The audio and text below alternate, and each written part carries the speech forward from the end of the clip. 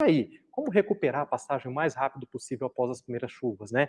Eu trouxe esse tema para hoje porque a maioria das propriedades brasileiras trabalham com gado a pasto, então é uma importância muito grande se produzir massa verde. Muita gente tem dificuldade, muita gente não entende o manejo simples de pastagem. Então, preparei um conteúdo aqui bem bacana.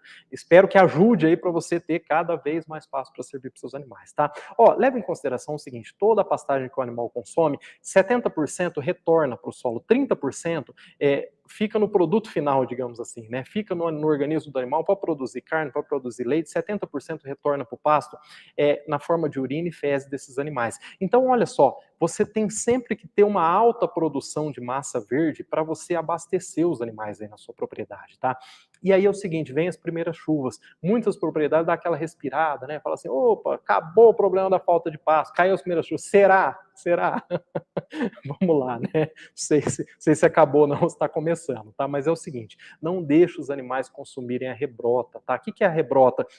Aquelas primeiras folhas, as folhas novas, né? Aquelas folhas um pouco mais claras que elas nascem. Por que que o animal não pode consumir a rebrota? Por duas questões. A primeira é o seguinte: o animal consome a rebrota, ele dificulta o desenvolvimento da planta. Ainda não está na altura ideal do animal consumir. Ele vai consumir aquelas primeiras folhas, a pastagem tem mais dificuldade ainda de ter a rebrota, tá? Então você vai ter uma produção de massa verde menor ainda. Segundo ponto é o seguinte: se os animais consomem a rebrota ela tem baixa quantidade de fibra, ela pode causar diarreia nos animais, principalmente nos animais jovens, tá? Então evita do animal consumir a rebrota. E aí muita gente pergunta assim, pô, Zé Carlos, mas cai as primeiras chuvas, quanto tempo eu aguardo para colocar o animal na pastagem, tá? É o seguinte, ó, para que o animal não venha prejudicar a pastagem consumindo a rebrota, você não vai avaliar em tempo, e sim na altura do pasto, tá? Cada espécie de pasto tem a sua altura ideal de entrada e altura de saída, tá? Então, esqueça isso de tempo, tá? Muita gente fala, deu as primeiras chuvas, espera 20 dias, 15 dias, um mês, 2 anos, nada disso. Você vai colocar a régua lá, tá na altura ideal? Tá. Eu coloco os animais na pastagem.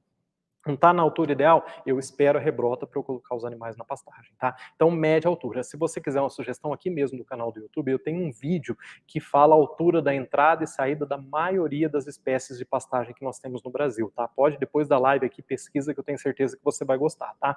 E aí é o seguinte, ó, muita gente também tem dúvida assim, devo roçar o meu pasto ou não? Muitas pesquisas mostram o seguinte, ó, o pasto rapado e o pasto roçado, ele tem boa eficiência e tem uma rebrota um pouco mais rápida, tá? O pior cenário é o pasto passado. Então, aquela pastagem que passou, tá? Aquela massa seca, realmente ela tem dificuldade de rebrota. Aí sim é indicado que você vá roçar. Claro, avalie, ó, combustível, mão de obra, tanta coisa tem que avaliar com certeza. Mas nesse cenário é indicado você roçar a pastagem. Caso você vai roçar o pasto que está passado, não tem problema ficar aquela palha seca em cima, mesmo assim com as primeiras chuvas, consegue eficiência na rebrota, tá? E se o pasto está rapado, só tira os animais, espera a rebrota, tá na altura correta, você já coloca os animais ali na pastagem, tá? Outra coisa é o seguinte, ó, muita gente tem dúvida assim. É indicado ter mais de uma espécie de pastagem na propriedade? Divide opiniões nesse tema, tá? Inclusive a Embrapa, ela recomenda que sim, você tenha mais de um tipo de pasto na propriedade. Por quê? Considerando que tem espécie de pastagem que é mais resistente à cigarrinha, outros são mais resistentes ao período de seca, outros são mais resistentes a uma área que tem alagamento, enfim. Então, se você tiver mais de uma espécie de pastagem na propriedade, se tiver algum desses problemas, você não tem uma perda total do pasto, né? Você teria uma perda parcial. Porém, eu tenho uma sugestão para você que é o seguinte, tá? Escolha uma espécie de pastagem que predomina na sua região, tá? Uma espécie de pastagem que já está bem adaptada e dê foco nela. Faça um manejo simples, um manejo correto desse pasto, que você vai ter boa produção de massa verde. Caso você faça essa opção de ter mais de uma espécie de pastagem, ou você já tem aí na sua propriedade, minha sugestão é a seguinte: passa uma cerca entre essas espécies. Por quê?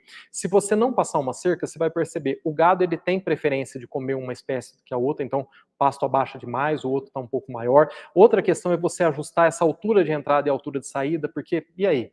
Cada espécie tem uma altura de entrada, por qual que você vai? Então você acaba tendo dificuldade de fazer um manejo simples de pastagem. Então tem duas espécies, eu vou escolher duas ou mais, eu passo uma cerca entre elas e aí sim eu consigo trabalhar com mais espécies de pastagem na região, na propriedade, aliás, tá? E ó, para encerrar é o seguinte, muita gente pergunta, Zé Carlos, quando que eu devo adubar a minha pastagem aqui? Quando que eu devo fazer todo o trabalho? Ó, você tem que adubar a sua pastagem, você vai fazer uma adubação nitrogenada, por exemplo, quando a pastagem tem quando você consegue explorar todo o potencial de crescimento desse pasto, quando você tem água em disponibilidade, tá? Então, vai ter as primeiras chuvas, você já pode fazer adubação nitrogenada, tá? Fora isso, não é indicado, tá? Então, vai roçar a pastagem, faça adubação nitrogenada, vem as primeiras chuvas, você tem a rebrota, coloca a reguinha, tá na altura de entrada, você põe os animais no pasto, olha aí, ó, que maravilha. A altura de saída, você tira os animais daquela pastagem, leva para outra manga, leva para outro piquete, leva para outra propriedade, espera, aguarda, não deixa ficar aquele pasto passado, trabalha com uma taxa de lotação ajustada, cuidado com o pisoteio, e você vai ter uma boa produção de massa verde para os seus animais, tá bom? Essa é a minha sugestão. Espero que esse tema, esse conteúdo que eu trouxe ajude bastante aí no dia a dia da sua propriedade, tá ok?